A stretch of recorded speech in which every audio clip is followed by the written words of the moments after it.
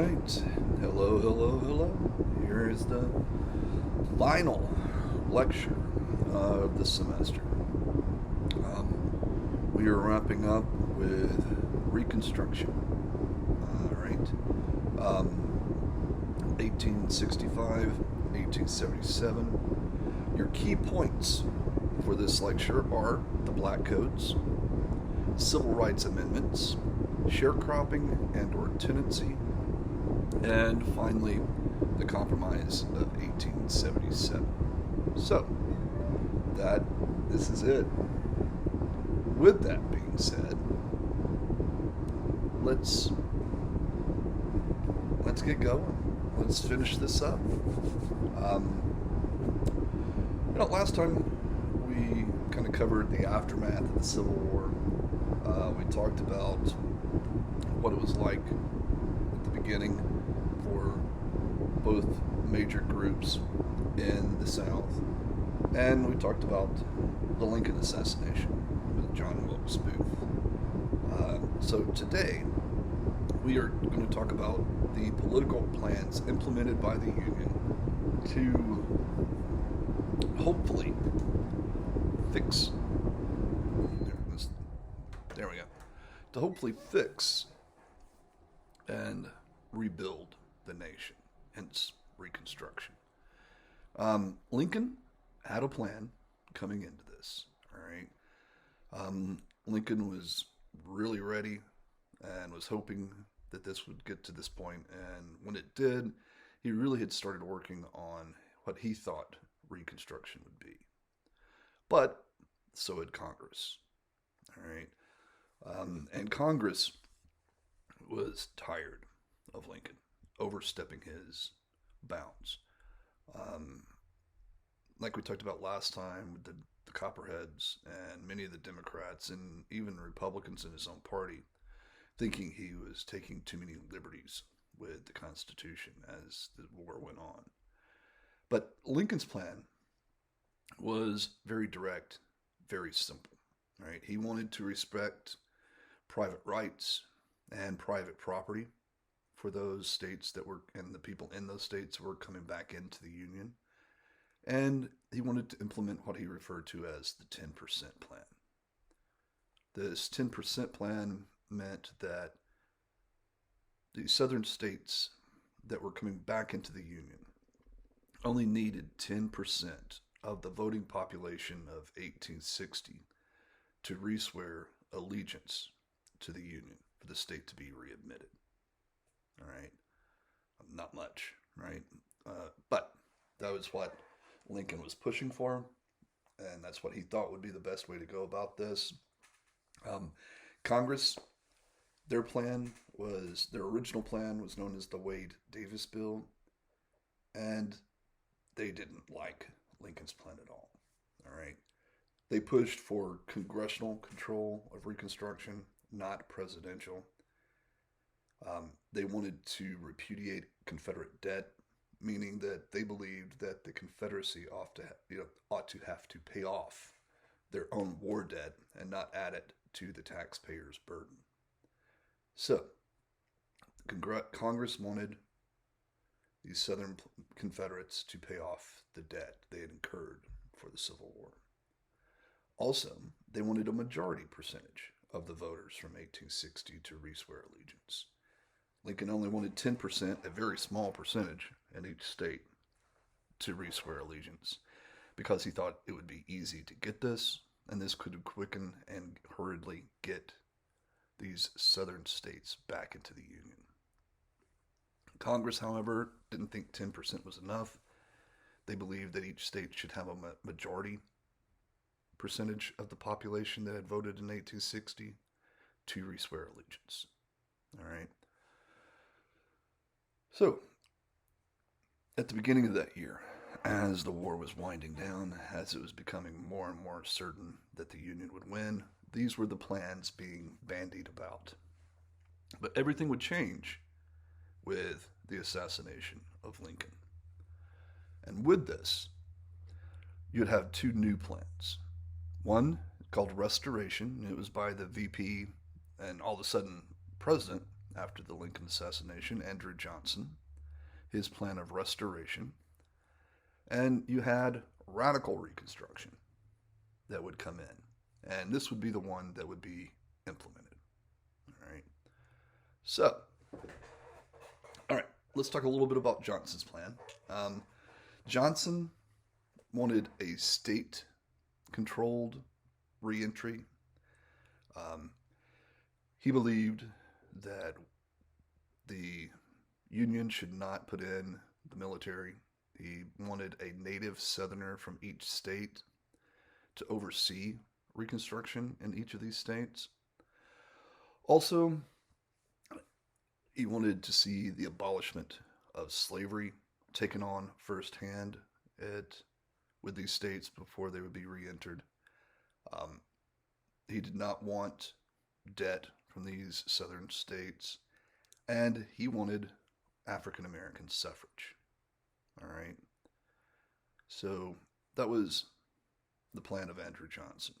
Have each state in control of a native Southerner from that state working on getting ready to re-enter, to abolish slavery, to give African Americans voting rights, and kind of like the Wade Davis bill, he did not want the Southern debt.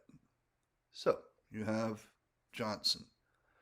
Johnson came in and really pushed this hard, and Congress did not like having a new president that was taking liberties like the last one did, so they shut him down quick and threatened impeachment. He would back off and do whatever they said after that. So, let's talk about what was implemented. Let's talk about radical Reconstruction. All right. All right. Before we get into radical Reconstruction, we need to talk about the three major causes that Congress used to create this radical Reconstruction. All right. One, of course, was the Lincoln assassination. Two was continued Confederate defiance.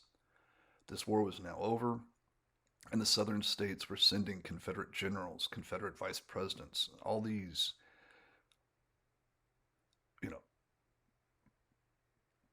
hardcore Confederate slave owners to go and request to get back into the Union.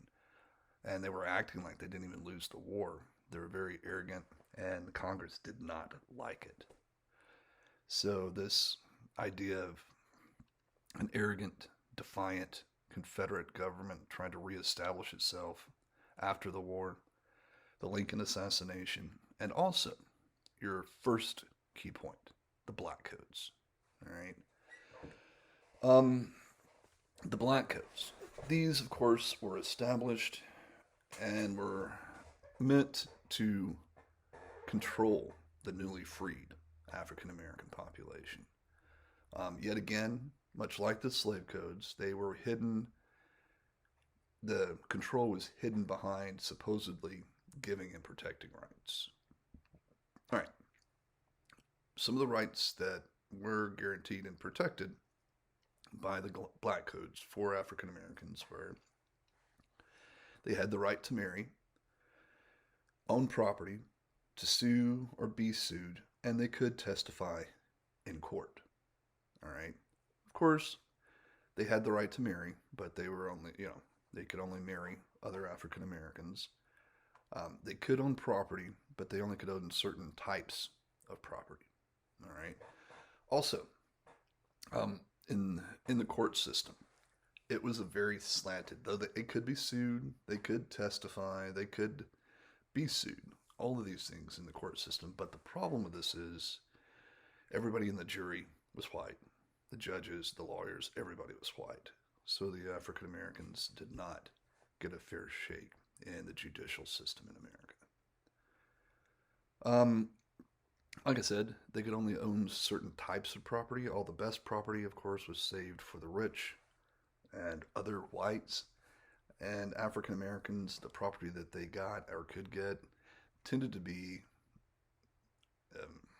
not very farmable, nothing to make a good living on. Also, with the black codes, you get imposed curfews. Um, Now that African Americans were free, uh, white towns, white areas believed that African Americans should not be out after dark. These would become what's called sundown towns, right? And sundown towns were around all the way into the 20th century. Like I, for a while, I was teaching down at the University of South Florida in Tampa, and when I'd come home, sometimes I'd take the scenic route right up the coast, coming up back to Alabama. And when I'd get into Brooksville, who's the town is actually named for Preston Brooks. We talked about with the Brooks Sumner beating in the Senate. Brooksville still had a sign up coming into town saying "Welcome to Brooksville, a sundown town," and that was at the beginning of this century. Whether it was enforced or not, I'm not sure. I never stopped in that town. But with these black codes, right? It was framing it like they were giving African American rights, but like with the black codes, it was meant to be able to control the African Americans, right? Also, not only did you have these imposed curfews, creating sundown towns in the South, you also had the implementation of segregation, separating white and black, making two different worlds yet again in the South. Also, with this, though African Americans were free and were supposed to be able to have the same rights and be able to do the same things as white Southerners, they could only have two jobs. They could only farm and they could do domestic work. In other words, according to the black codes, they were limiting the freed African Americans to the jobs they had used to hold as slaves. All right. So we have the black codes, your first key point. The next thing we need to talk about are the Civil Rights Amendments. All right. There are three of them: the 13th, 14th, and 15th Amendment.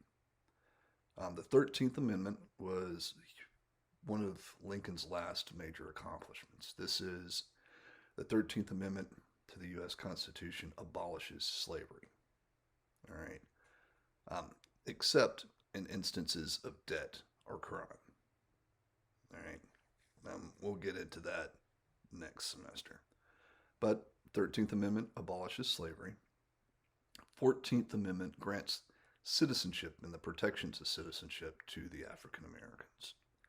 So 13th abolishes slavery, 14th grants citizenship, and 15 is franchise, meaning voting. So with the 13th, 14th, 15th Amendments, the African Americans are pulled into the fold and given, are protected from slavery with the 13th Amendment. 14th Amendment gives them citizenship, and 15th, franchise, the vote. All right. So we've got our first two key points down pretty quick. The next thing we need to bring up is the Military Reconstruction Act. This is what would create Reconstruction in the South. All right. The southern states would be put into military districts. In these military districts, the U.S. Army was there, and a American officer, a Union officer, usually a general, would be put in charge of everything in that district. Most of the time, these districts had two states, and at the top of the states, with all the say, is that military general who has basically complete control. The two states would reform their state legislature, reform local government, have a governor, all these things, but the buck stops above the state government with that military man. All right. Yet again, this is yet another example of myths. The Civil War is shrouded in myths, and so is Reconstruction. Yet again, in popular literature during the late 1800s, early 20th century, and into the 20th century, you have the myths of Reconstruction. Some of the myths, I mean, well, not just in popular literature, but in that Charles Dunning School of History, also with music and movies. Yet again, pushing a myth of Reconstruction history and kind of ignoring the reality of it. One of the big myths is the Bourbons. Um, Best way to describe them. The Bourbons were the ex-Confederates. They were the ex-plantation owners. They were the ones that had controlled the South, both economically and politically, and socially and culturally. That elite, that planter elite that we talked about. But it's post-Civil War. They have lost their slaves. They've had to move into other ventures. But these old school, the old planter elite, these Confederates are fighting to get back power during Reconstruction. They're trying to take back power from what they said were carpetbaggers, scallywags, and black Republicans. All right. So, these ex-Confederate, ex-slave owners, they started pushing out African Americans, pushing out Northerners, and pushing out Republicans of all types in the South, trying to reestablish old school Democrat Party in the South of a sorry. Here, let's see. Okay, that's better. Sorry about that. These Bourbons got the nickname from the Southerners. Um, they called them Bourbons. All right, Bourbon is the line of French kings, like the Louis XIV, 13th, 15th, that line of absolute kings in France that would lead to the the French Revolution. Um, since these were men of complete power, the Southerners started nicknaming these ex-plantation owners after them. In the South, they tended to say Bourbon instead of Bourbon, and it was a derogatory term for the most part because this is just comparing them basically to power-hungry absolutist. And the myth is that all the white Southern Republicans, the African American Southern Republicans, and any white Democrat that would work with these men to reestablish the South were all traitors to the South. And the Bourbons wanted to push them all out, get rid of all of them, and establish the old ways because they were saving the South from itself. And as the history would come out, it would be these Bourbons, these men of the past, and moving back into control in that present, that would get the southern states back into the Union. All right, so these ex-plantation owners that had lost political stature, that had lost their slaves, had lost their standing, would regain it economically, then politically. And with this, all of the things, all the change, all the new ways that were coming in the South would be ended. And they would establish the black codes. They would establish segregation. They would establish the Jim Crow era and pull the South back into the Union and they would see themselves as saviors, right? And in the Dunning School, the Charles Dunning School out of Chicago, the ones that gives us most of these myths of the Civil War, of the Old South, and of Reconstruction and Jim Crow, would push this, that all these new ways that the North was bringing in, all these old,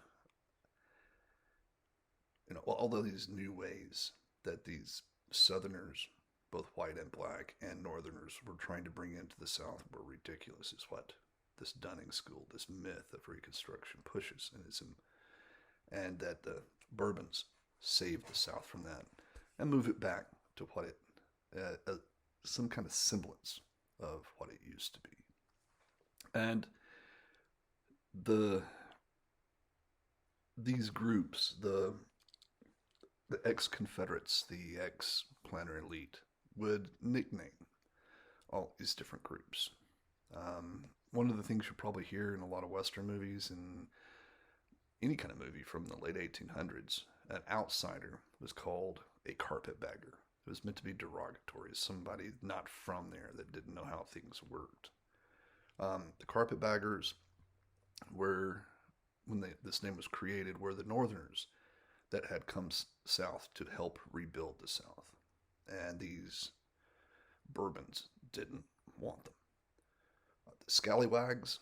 Scallywag is another derogatory term that basically means a race traitor, where you have these white Southern Republicans going against the Democratic Party, going against the white elite, and promoting equality, promoting this idea that African Americans should have equal rights, should be able to vote, should be out of slavery, should be equals. So you have what the Bourbons refer to as scallywags or race traitors, these white Southerners that wanted to push and create a new South. And then you have the Black Republicans. These were the Southern African Americans that were involved in this as well. And with the white Southerners and African American Southerners that were Republican, at the beginning, in the late 1860s and early 1870s, they'd try to be working on changing the southern states, changing the structure, changing everything to bring in a new South. All right? And the Bourbons would say they messed everything up, they were incompetent, and that's why they had to step in and fix things. And that's the myth. All right? The reality is that the Bourbons using the black codes, all right, the Bourbons using hate groups like the Ku Klux Klan would reestablish control. They didn't save anybody but themselves and their power. The reality of the situation, those Northerners that came down to help rebuild, and those Southern and African American, the white Southern and African American Republicans did rebuild the South in that first 8-9 years of Reconstruction. They created new state constitutions, they brought in public education, they did a lot of things to drastically improve the South and create an equal South. But starting in the mid 1870s, those Bourbons would start pushing these people out by violence and end it. They would end this push for equality of all Southerners, and things would fall back into the ways of the very domineering Bourbons, the ex-planters. They would use education, religion, and segregation to control the South. And they would also use sharecropping. All right. Sharecropping, or tenancy, is your next key point. Sharecropping is where individuals work the land and grow crops and harvest crops for the owner of the land. After the war, large numbers of white Southerners and African Americans, African American Southerners, had nothing. The war would take everything from a lot of people. But that planter elite, those bourbons, would still have lots of money and would still keep control of all the land they owned. And remember, they owned a large, large majority of land in the South. Viable land, farming land in the South. So, with this, they offered the white and African American Southerners the option of working the land.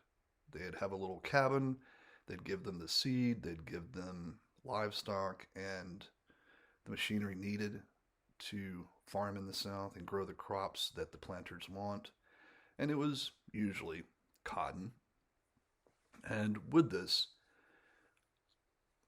they'd let these Southerners pay them back over time for the seed, for the livestock, for the machinery, for all of this. This was all basically a loan. And in this, these white Southerners, these bourbons, this elite group of white Southerners would take advantage of these people that had nothing. In sharecropping, you'd see that with African American sharecroppers, that bourbon class would take more than half of the crop. And the African Americans that are farming it for the bourbons would get very little of it and never really enough to make any money. And it would put them in debt. They would not even get enough to get all the supplies, to get clothing, to get everything they needed to make it through the next season. So they would have to receive more help from the planter, and they would be in debt. And with them being in debt, this is new slavery. This is slavery by another name. Because with sharecropping, they were working for somebody, they were doing a job for somebody, they had signed a contract, and they weren't making enough to survive, so they had to keep taking from these bourbons. And as long as they were in debt to them, they could not go anywhere. Remember, under the 13th Amendment, slavery is not allowed in anywhere but debt and criminal. All right? So, this is a way that they would suck them in well into the 20th century. You would have sharecroppers being stuck and controlled by these old planters. With the sharecropping, like I said, this was a way they used whites and African American Southerners as new slaves, sharecroppers. And this would, once again, give the bourbons control of the economics of the South. They'd have it politically and economically. So, all right. Last real thing of the day. Like I was saying, these bourbons would violently take back politics. They would control these, all the Southern Republicans with hate groups like the Klan. And with sharecropping, control the economics of the South. And so from about 1873 to 1876, those bourbons regained complete control of the South. And then we have the last thing we're going to talk about. We have the election of 1876 and the compromise that comes out of it. In this, you had Rutherford B. Hayes, who was the Republican candidate for the presidency, and you had Samuel Tilden, who was the Democratic candidate. All right. Throughout the whole thing, it went back and forth. Both sides thought they would win this thing. At different points, both sides looked like they were about to win. And this election of 1876 between Tilden and Hayes is considered one of the most corrupt elections in American history. You have massive voter fraud, especially in the South. You would have the Klan and large militia groups keeping African Americans away from the polls, not allowing African Americans to have a voice with the vote. And if they did try, the Klan would come in and run them off or kill them. So, with the popular vote, the South, and anybody, I mean, even white Southerners that were Republican and promoting African American rights, they were also hit by the Klan. And with this, in the South, it goes solidly to Tilden with these corrupt, violent, murderous tactics. And in the end, Tilden would win the popular vote. But it is so close because the electoral vote would be, 184 to 165. All right. At that point in time, it had to be 185 electoral votes to win. So, you have a split election. All the results are in, and nobody won. So, what are they going to do?